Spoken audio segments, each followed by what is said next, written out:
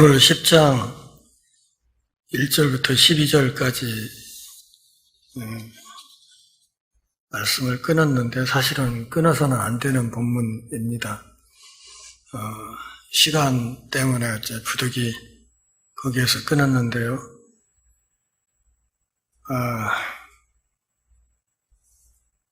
정해진 본문을 다 못할 수도 있습니다. 이 10장으로 넘어오면서 우리가 주목해야 될 것은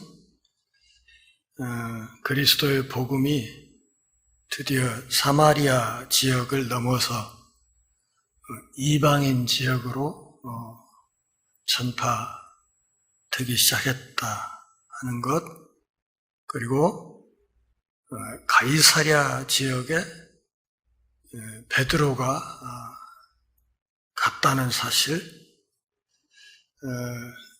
사마리아 지역 전도했을 때 그 전도자 빌립이 있었죠.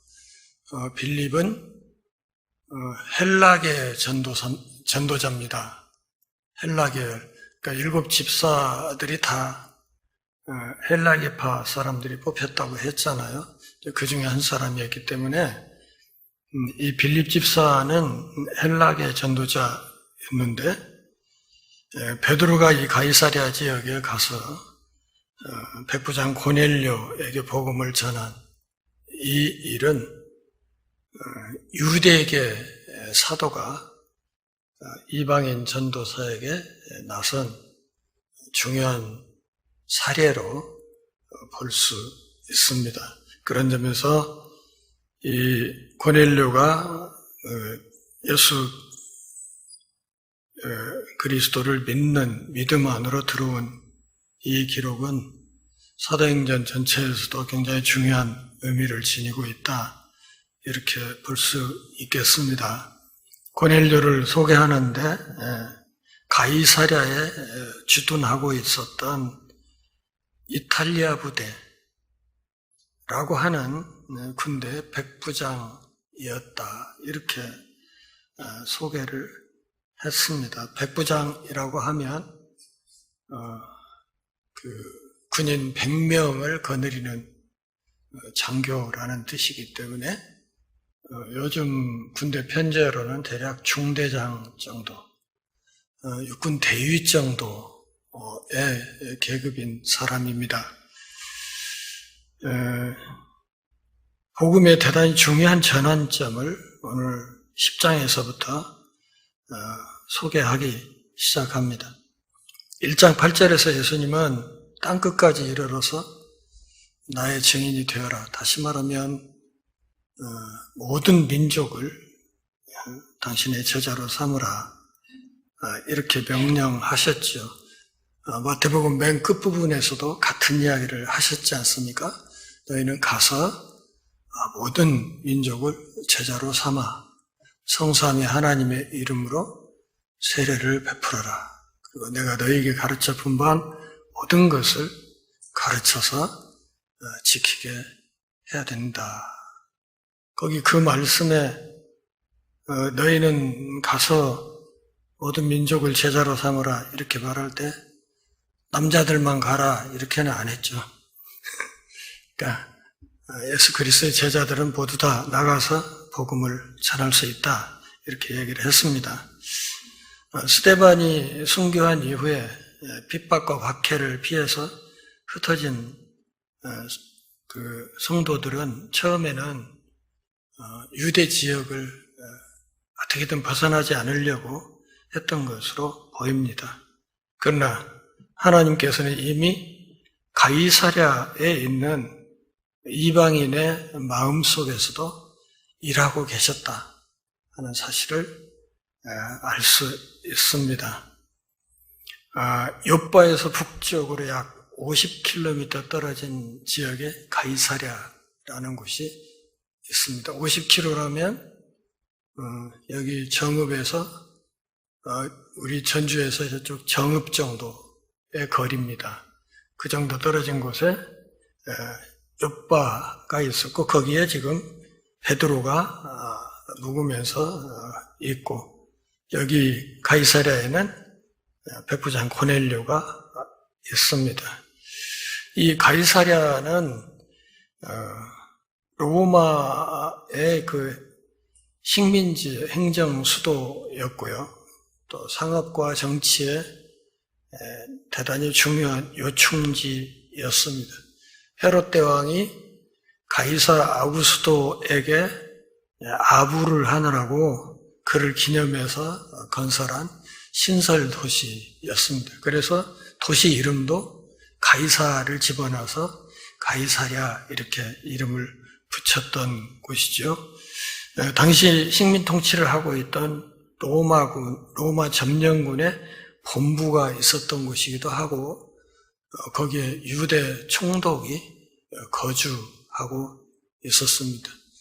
우리식으로 얘기하면 조선 총독부 건물이 있는 그런 곳이었다 말이죠. 거기에 이제 주둔하고 있는 이탈리아 부대, 우리나라도 부대 이름이 많이 있잖아요. 뭐 백마 부대, 뭐 명호 부대, 청룡 부대 그러듯이 이탈리아 부대라는 이름이 붙은 일개 군단이 있었다고 알려져 있는데요. 군단이라고 하면 한 6,000명 정도 로마 정규군이 있었고 그 안에 특별히 총독이나 이런 주요 요인들을 호위하기 위해서 특수부대 하나가 있었는데 그 숫자가 대략 한 600명 정도 됐다고 해요.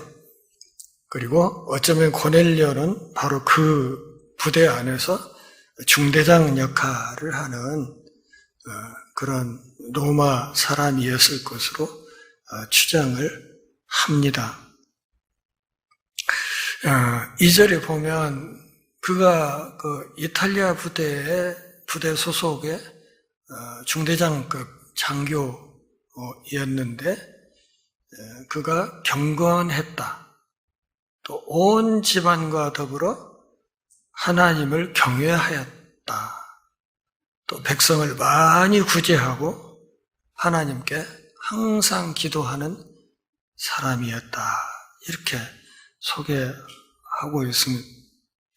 우리는 그냥 읽을 때 그랬는 게 비네 뭐 이렇게 생각하기 쉽지만 유대인도 아닌 더더군다나 이 땅을 식민 지배하고 있는 점령군의 장교인 사람이 이런 평을 듣는다는 것은 상당히 예외적인 일입니다. 그렇지 않습니까?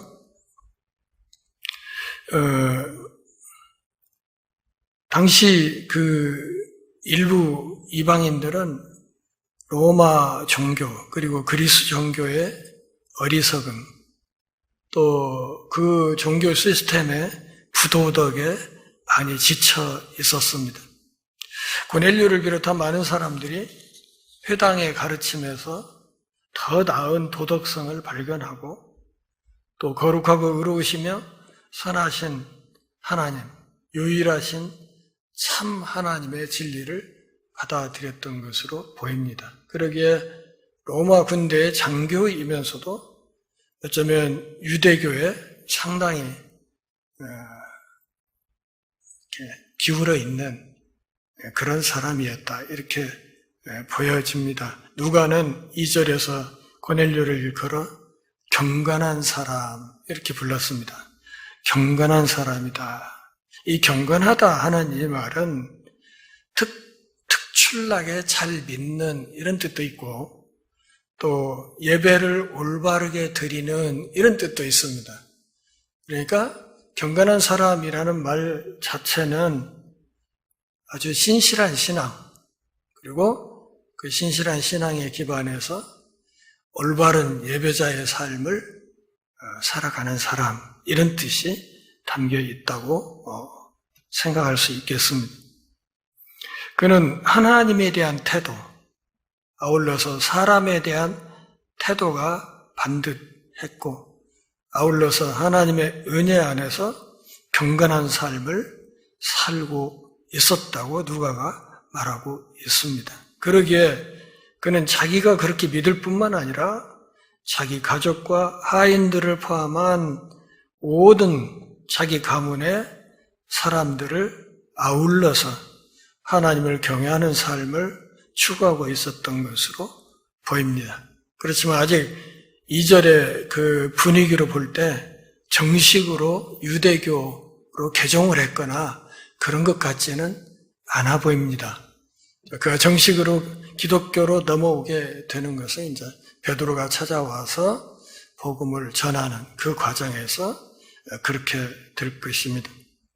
아울러서 그는 자선과 기부에 관대했고, 그리고 하나님께 항상 기도하는 사람이었다. 이렇게 말하고 있습니다. 하나님께 기도도 그냥 기도하는 사람이 아니라 항상 기도하는 사람이었다. 그러니까 점령군 로마 군대의 정규군 장교로서는 좀 특이한, 정말 특이해 보이는 그런 사람이었습니다. 저 10장 37절 미리 한번 좀 보실까요? 10장 37절에 보면 곧 요한이 그 세례를 반포한 후에 갈릴리에서 시작하여 온 유대에 두루 전파된 그것을 너희도 알거니와 이랬어요. 너희란 말은 고넬료 가족들을 말하는 것이고 지금 말하고 있는 사람은 베드로예요. 베드로가 이야기할 때 너희도 이미 그걸 알고 있거니와 이렇게 말하는 것으로 볼 때 고넬료가 어떤 경로를 통해서든지 예수 그리스도의 복음도 얼추 그 윤곽은 알고 있었다. 이렇게 짐작할 수 있습니다. 예수님에 관한 소식도 들었고 또 그분의 부활과 또 성령의 약속에 대해서도 어느 정도는 알고 있었던 것으로 보이고 그리고 그런 사람에게 베드로를 보내서 성령께서 그에게 복음을 확실하게 심어주는 이런 사역을 지금 10장에서 하고 있다. 이렇게 말할 수 있습니다. 3절 같이 읽어볼까요? 하루는 제9시쯤 되어 환상 중에 밝히 봄에 하나님의 사자가 들어와 이르되 고넬료야 하니 제9시라고 하면 우리 시간으로 오후 3시입니다. 오후 3시. 하나님께서는 고넬료의 마음을 읽고 계셨습니다. 유대인의 저녁 기도 시간인 오후 3시 무렵에 그는 그날도 평소의 습관을 따라서 금식하면서 기도하고 있었습니다.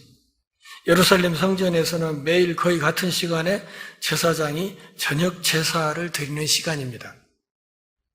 따라서 바로 이 시간에 기도하는 것은 제사장이 주관하는 제사에 참여하는 것이나 다름없었기 때문에 보통 하나님을 섬긴다 하는 사람들에게 이 오후 3시의 기도는 대단히 중요한 일이었습니다. 요즘도 그 무슬림들 보면 정한 시간에 장소 어디에 있든지 간에 메카나 메디나를 향해서 이렇게 엎드려 절하고 하지 않습니까? 당시 1세기 당시에 유대교 교도들도 그런 습성이 있었습니다. 다니엘이 포로로 잡혀갔을 때에도 정한 시간마다 창문을 열어놓고 예루살렘에 있는 쪽을 향해서 엎드려 예배하면서 하나님께 경배했던 사실을 우리가 잘 알고 있습니다. 그럴 때 그가 금식하며 기도하고 있을 때 갑자기 천사를 통해서 한 가지 어떤 환상 같은 것을 보게 되었습니다. 대낮에 공개적으로 실제적인 모습처럼 성령께서 주시는 계시로 그 앞에 하나님의 사자가 나타난 것입니다. 여기 3절에 밝히 본다 하는 이 말은 분명히 보았다 이런 뜻이에요.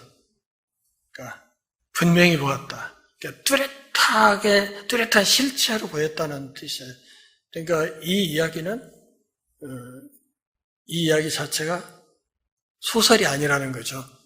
그러니까 꾸며낸 이야기가 아니고 이 고넬료가 보았던 것은 정말 확실한 비전이었다는 것을 지금 이야기하는 것입니다.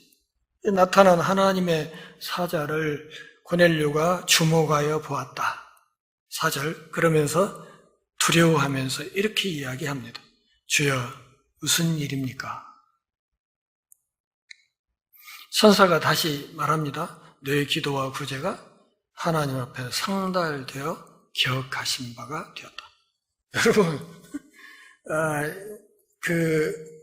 우리가 장차 하나님의 보좌 앞에 딱 섰을 때, 네가 평생 살면서 했던 기도 이미 내가 다 받았어. 배송사고 안 나고 잘 왔어 나한테. 이런 이야기를 들으면 기분이 어떨까요?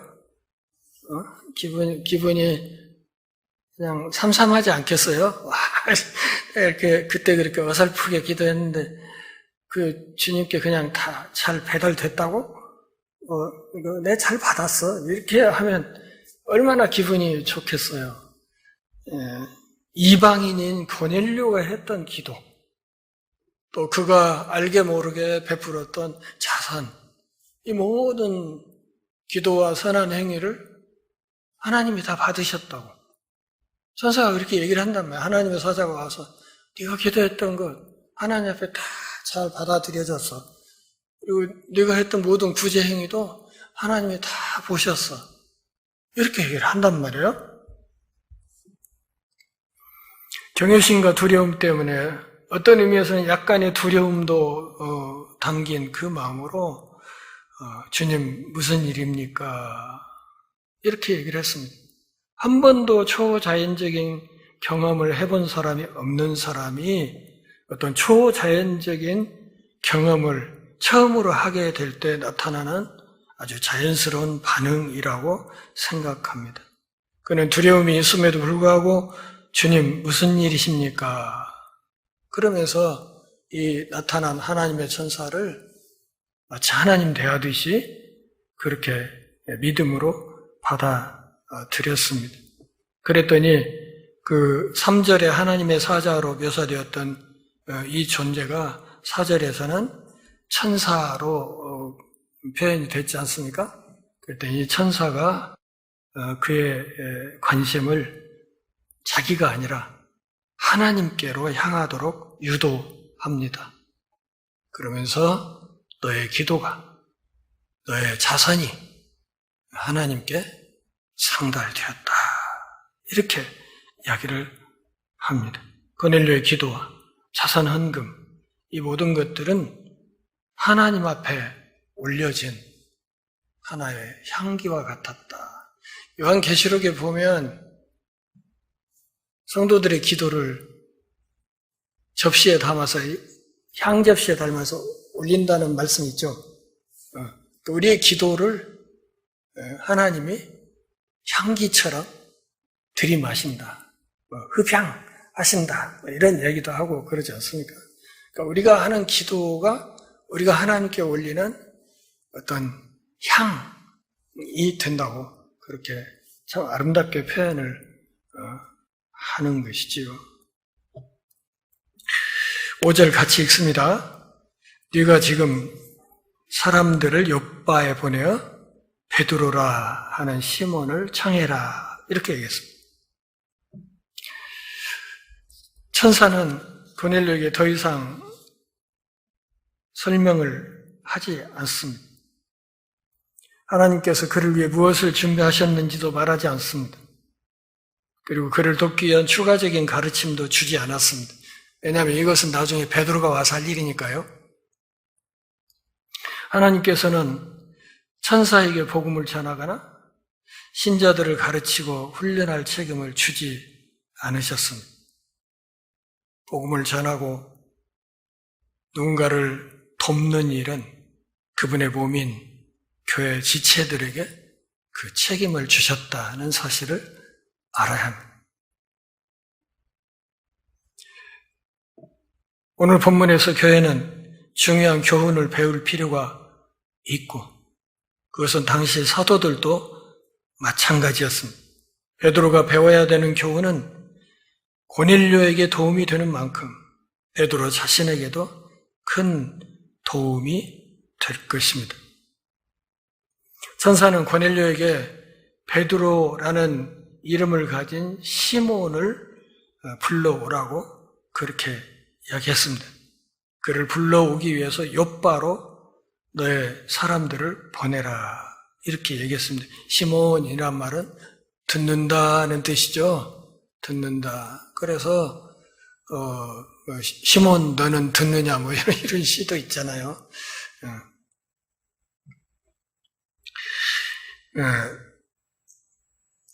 듣는다는 말 자체는 그냥 그대로 뭔가를 청취한다 그런 뜻보다는 순종한다 하는 의미가 사실은 더 강합니다.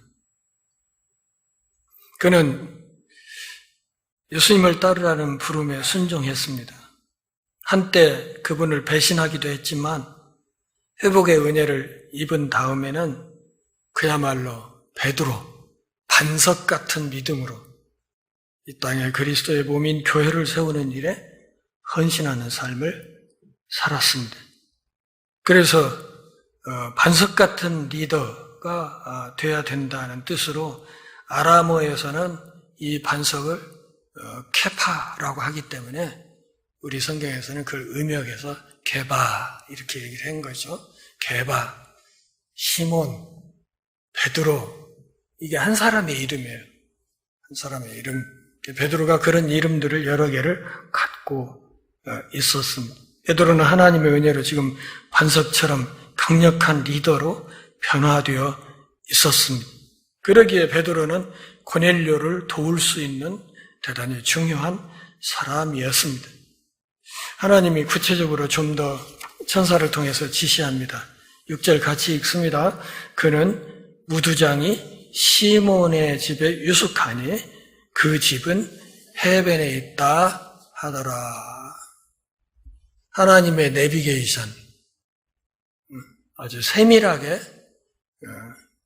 안내를 해 줍니다. 고넬료의 사자들이 가야 할 곳,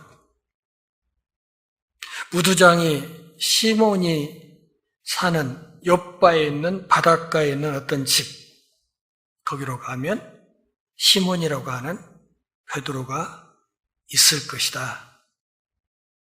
그러니 거기로 사람을 보내라. 그렇게 이야기를 했습니다. 고넬료가 베드로를 불러와야 되는 이유를 어렴풋하게 소개하고 있는 것입니다. 7절 같이 봅니다. 마침 말하던 천사가 떠나며 고넬료가 집안 하인 둘과 부하 가운데 경건한 사람 하나를 불러서 이 일을 다 이루고 욥바로 보냈다 그랬습니다. 천사의 이야기를 듣자마자 고넬료는 즉시 집안에 있던 하인 2명 그리고 자기 부하 중에서 자기와 똑같이 경건한 사람, 믿을 만한 부하 한 사람을 발탁해서 3명을 욥바로 베드로를 데리러 보냈습니다. 참 이거 대단하지 않습니까? 그냥 천사가 하는 이야기 그냥 그대로 따라서 하는 이것이 보통 일은 아니죠. 우리가 생각할 때는 설령 이런 환상을 봤다 하더라도 일어나 앉아가지고 그럴 거 아니에요. 아 이거 내가 개꿈 꾼 거 아니야? 이런 생각을 하기도 하고 살을 꼬집어 보기도 하고 진짜 이렇게 해야 되는 거야? 이럴 수도 있는 건데 이 고넬료는 그냥 천사가 주는 메시지를 그대로 하나님이 나에게 주시는 신이 주시는 말씀으로 그대로 믿고 순종해서 곧바로 그 일을 집행했다는 것입니다.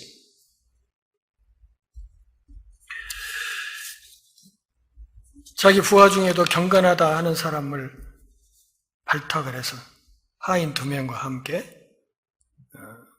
베드로를 청빙하러 보내도록 했습니다. 예수님과 그분의 가르침, 그분의 사역, 기적, 그리고 그분의 죽음과 십자가에서의 죽음, 그리고 부활 이런 것에 대해서 얼추 들었을 것입니다. 병사도 고넬료와 친밀하게 지냈고 또 상관인 고넬료와 함께 대화하고 기도했을 것이므로 고넬료는 그 부활을 누구보다 잘 알고 있었고 믿을만 했기에 베드로를 청빙하는 이 임무를 할 수 있는 적임자라고 생각했던 것 같습니다. 그래서 베드로를 가이사랴로 모셔오는 이 임무를 수행하도록 부하를 하인 2명과 함께 보냈습니다. 당시 로마 제국의 굉장히 중요한 구호 가운데 하나가 박스 로마나 로마의 평화라는 말이죠. 로마의 평화. 이 로마의 평화라는 것은 로마 제국 가이사 아래에서 통치를 받는 모든 영역에서 드러나는 평화로운 상태를 말하는 것인데 이 박스 로마나 로마의 평화라는 것은 그 근원적인 힘이 어디서 나오는 것이에요? 로마의 군사력에서 나오는 거였어요. 로마 군대가 점령하고 또 군사력으로 점령지를 유지하고 하는 거기에서 오는 평화였죠. 요즘은 뭐 박스 아메리카나라는 말을 쓰는 사람들이 있어요. 미국의 평화 뭐 이런 식으로 말을 하기도 하는데 이 박스 아메리카나 역시 마찬가지예요. 밑바닥에는 사실은 군사력이 있는 것이죠. 전 세계에서 일어나는 전쟁에 미국이 끼어들지 않은 전쟁이 거의 없어요. 지금 우크라이나와 러시아 전쟁도 그렇고 팔레스타인과 이스라엘 전쟁도 그렇고 그 뒤에는 미국이 있어요. 그러니까 무력으로 평화를 만들겠다는 이것이 인류 역사에 나타난 모든 제국주의가 추구하는 평화였거든요. 그런데 기독교가 추구하는 평화는 그런 평화가 아니죠. 그래서 예수님 요한복음에서 얘기했잖아요. 내가 너희에게 주는 평안, 세상이 주는 것 같지 않다. 이렇게 말씀을 하시죠. 그리스도의 십자가를 통한 평화. 그러니까 십자가 정신에 기반한 평화. 제가 늘 말씀드렸죠. 이 평화는 어떤 거라고요? 내가 죽을 테니 너는 살아라 하는 이런 마음가짐. 우리 모두가 이 마음을 갖고 있으면 싸울 일이 있을까요? 없을까요? 한번 잘 생각해 보세요.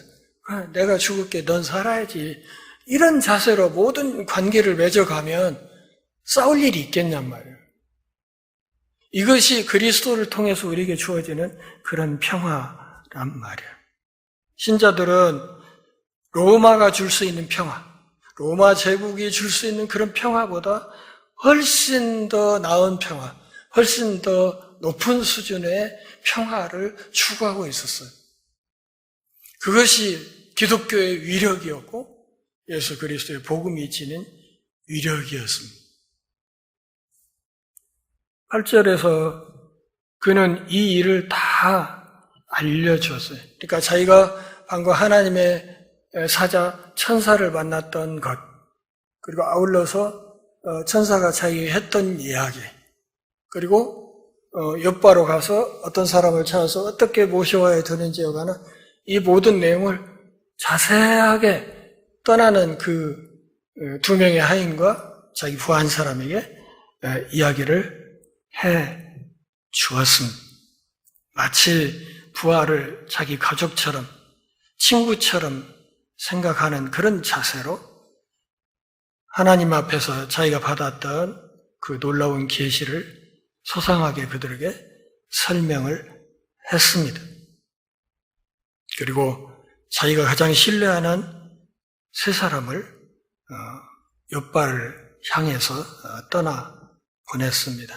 9절 같이 읽습니다. 이튿날 그들이 길을 가다가 그 성에 가까이 갔을 때 베드로가 기도하려고 지붕에 올라가니 그 시각은 제6시더라. 자, 여기 9절을 영화로 찍는다고 합시다. 영화로 찍어요. 그러면 지금 9절 앞부분은 뭐예요? 세 사람이 욥바를 향해서 가고 있는 장면. 9절 뒷부분은 또 욥바 무두장이 시몬의 집에 있는 베드로가 지붕, 평평한 지붕 위에 올라와서 기도하는 장면으로 이렇게 딱 오버랩되면서 장면이 바뀌는 그런 것이죠. 그렇게 바뀌어요. 그러니까 출발해서 그 사람들이 가고 있고 지금 청빙을 받아야 될 베드로는 지금 욥바 시몬의 집에서 뭘 하고 있는가를 지금 9절이 소개를 하는 거예요. 그런데 9절 맨 앞에 보면 이튿날이라는 말이 있어요. 이튿날. 이건 무슨 뜻이에요? 이 사람들이 출발해서 가이사랴에서 욥바까지 가는데 하루에 다 안 갔다는 얘기죠?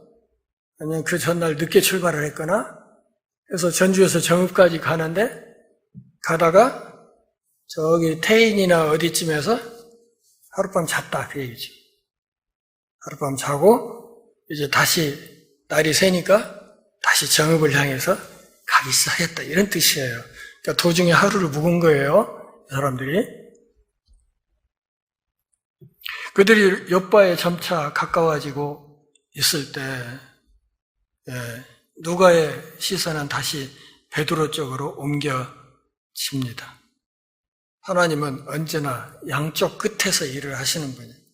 그러니까 내 주변에서 활동하시는 게 아니고 나와 만나는 그 사람 편에서도 하나님이 일을 하세요. 어떤 사람이 그런 얘기를 했다고 그러죠?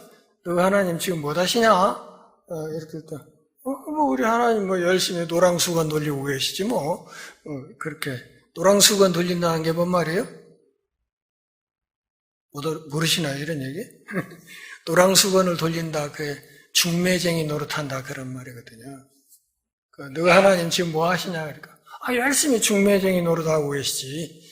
그래서 처녀와 총각이 만나게 하고, 가정을 이루게 하고, 이런 일을 하고 계신다고, 그렇게 이야기하기도 합니다. 어쨌든, 베드로 쪽에 열심히 활동하고 계신 하나님은 고넬료 쪽에서도 열심으로 일을 하고 계셨습니다. 베드로는 시몬의 집에서 머물다가 혼자 기도하러 지붕 위로 올라가서 평평한 지붕 옥상 위에서 정오 시간에 기도하고 있었습니다. 시각은 제 6시더라 그랬으니까 지금 난 12시, 정오예요. 정오. 그래서 옥상에 앉아서 정오 기도를 하고 있었습니다. 시편 55편을 보면 저녁과 아침과 정오에 내가 기도하며 소리 높여 부르짖으리니 그가 내 소리를 들으시리로다. 이런 구절도 있죠. 그러니까 하루 3번 기도, 저녁, 아침, 정오에 3차례 기도하는 것이 고대 이스라엘 사람들의 가장 기본적인 생활 습성이었습니다. 기도를 얼마나 열심히 했는지 시장길을 느꼈어요. 10절 그가 시장하여 먹고자 하며 사람들이 준비할 때 황홀한 중에 기도하다 보니까 갑자기 시장기가 들었어요. 그래서 뭘 좀 먹어야지 이렇게 생각을 했고 마침 사람들이 식사를 준비하는 그 시간에 갑자기 황홀경에 빠지게 됐어요. 이 황홀한 중에라고 하는 이 헬라어 말이 엑스타시스라는 말이에요. 많이 들어본 소리 아니에요? 엑스타시스. 여러분 마약 종류 중에 엑스타시라는 게 있다는 거 아시죠? 엑스타시스. 그러니까 그거 먹으면 그냥 뿅 가가지고 황홀경에 빠진다는 뜻으로 그런 이름을 붙였는지 모르겠어요. 그러니까 엑스타시라는 영어 단어가 여기 헬라어 엑스타시스에서 넘어간 거예요. 황홀 중에 어떤 장면을 보게 돼요. 하늘이 열리며 한 그릇이 내려오는 것을 봤다. 이런 상황을 볼 때 베드로가 문득 떠올린 성경이 있지 않았을까 싶네요, 저는. 창세기 보면 야곱이 도망칠 때 베델에서 하늘이 열리고 사다리가 있고 천사가 오르락 내리락 하는 그런 장면을 보잖아요. 하늘이 열리는 경험, 하늘이 열리는 경험을 그가 직접 하게 되는. 그리고 하늘이 열리더니 거기에서 하늘에서 온 이렇게 보자기로 싼 것 같은 이렇게 큰 짐꾸러미 같은 것이 이렇게 내려오는데 그 보자기가 묶인 걸 자세히 보니까 네 귀퉁이가 이렇게 묶여 있더라. 네 귀퉁이라는 것은 동서남북을 가리키는 것이고, 동서남북. 그러니까 네 귀퉁이를 다 쌌다 하는 것은 온 지구촌을 다 아우르는 그런 뜻이에요. 온 지구촌을 다 아우르는, 동서남북의 모든 이방을 다 아우르는 그런 의미의 환상을 지금 베드로에게 보여주는 거야. 거기에 유대인들만 다 오므라기 있는 풍경이 아니라 거기에 네 귀퉁이를 싸매서 동서남북의 모든 영역을 다 아우르는 그런 형태로 보자기가 내려오더라. 모든 인류를 아우르는 그런 의미의 보자기가 내려오는데 12절 보면 그 안에는 땅에 기는 각종 네발 가진 짐승과 기는 것과 공중에 나는 것들이 있더라. 나중에 여러분 집에 가셔서 레위기 11장과 신명기 14장을 잘 읽어보시면 거기에 이렇게 짐승들을 분류해요. 정결한 짐승과 그렇지 않은 짐승을 소위 정결예법에 관한 그 동물 분류법이 거기 다 나와 있어요. 그래서 어떤 짐승들은 정결하고 어떤 짐승은 부정하고 이래가지고 그래서 돼지 같은 것은 굽이 갈라져서 부정한 짐승으로 취급했기 때문에 유대인들은 돼지를 키우지도 않고 돼지고기도 안 먹고 한단 말이에요. 정결예식 때문에. 근데 그 보자기 안에 보니까 그 레위기 11장과 신명기 14장에 부정한 짐승으로 분류되는 것들 그 구분 자체가 무의미해진 상태로 그냥 온갖 짐승들이 다 섞여 있는 상태로 보자기에 쌓여서 쫙 내려온단 말이에요. 내려와. 뭐 계속 이어서 해야 되는데 오늘 여기까지밖에 못해요. 내려와요. 그러면서 이제 다음 본문을 보면 뭐라고 그래요? 베드로를 향해서 야, 너 그거 다 잡아 먹어라. 그렇게 얘기는 그거 먹어라. 베드로가 저항하죠? 아이고, 부정한 것들 저거 어떻게 먹어요? 만지지도 못하는데 그거 어떻게 먹어요? 이러니까 아이 그러지 말고 내가 깨끗하다고 한 거 네가 부정하다고 하면 안 되지. 이러면서 먹으라고 하는 이 환상을 보여주는 이것을 두 번, 세 번 이렇게 끝까지 버티니까 보여준 끝에 이제 가이사랴에서 자기를 부르러 오는 사람들이 자기를 찾는 소리를 듣게 된단 말이에요. 그리고 그 계시의 의미를 비로소 깨닫고 이제 따라가고 그래서 가이사랴의 고넬료 집안에 가서 복음을 전하고 세례를 베푸는 지금 이 이야기가 다음 주에도 계속 이어지게 될 것입니다. 오늘 본문에서 우리가 좀 정리하면서 생각해야 될 것은 이런 것들입니다. 하나님은 편애하시는 하나님이 아니다. 유대인만 이뻐하고 이방인들은 아니고 그게 아니라 하나님의 편애하시는 거예요. 그래서 요한복음 3장 16절에서 뭐라고 해요? 하나님이 이 세상을 이처럼 사랑하죠. 거기 이 세상이란 말 그 안에 거기에 하나님이 유대인만을 이처럼 사랑하사 그렇게 안 돼 있어요. 하나님이 이 세상을 이처럼 사랑하셨기 때문에 뭘 줬어요? 독생자를 줬다고 해요. 그러니까 독생자가 왔다, 예수님이 왔다는 이것은 결국은 하나님이 우리를 사랑하셨다는 결정적인 증거다.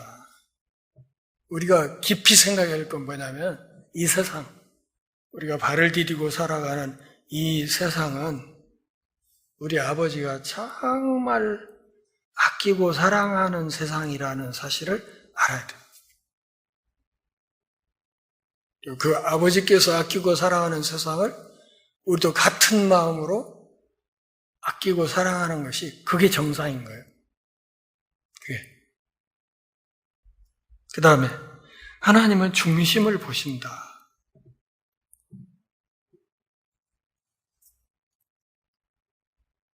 하나님을 사랑하는 자, 꼭 그 뜻대로 부르심을 입은 자들에게는 모든 것이 합력해서 선을 이룬다 하는 말씀도 있지요.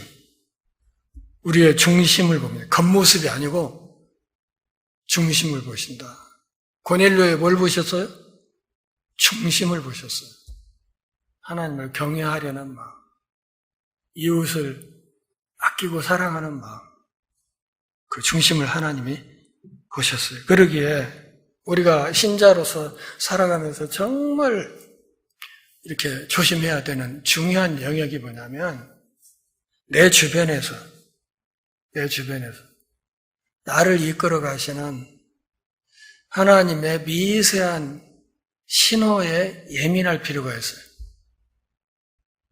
미세한 신호. 하나님이 나를 이끌어가는 아주 신호들이 많이 있죠. 지금 이 공중에 전파가 돌아다녀요, 안 돌아다녀요? 돌아다니고 있어요. 다만 우리가 그 전파를 잡지 못할 뿐이에요.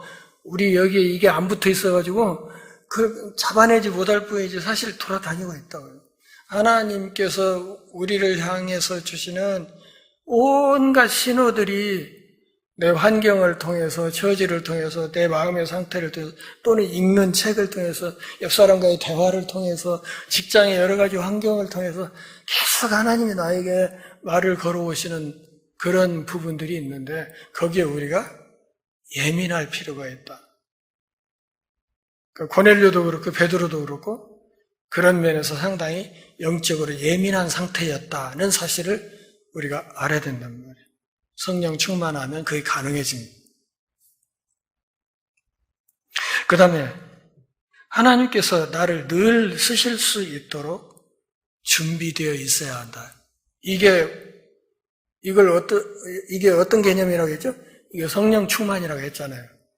성령 충만. 성령 충만이 다른 게 아니라 언제라도 그분이 나를 쓸 수 있도록 준비되어 있는 상태. 그게 성령 충만이라고 했죠. 성령의 사역의 충만이라는 뜻이니까 성령이 나를 마음대로 부릴 수 있는 상태가 성령 충만이라는 뜻이니까 성령 충만한 사람들은 고넬료처럼 베드로처럼 그렇게 즉시 쓰임 받을 수 있다 하는 사실을 알아야 되고 또 하나 기도가 우리가 하나님께 올리는 향기라고 했죠. 그런 점에서 이 기도는 하나님과 피조물을 잇는 유일한 연결고리라는 것을 알아야 됩니다.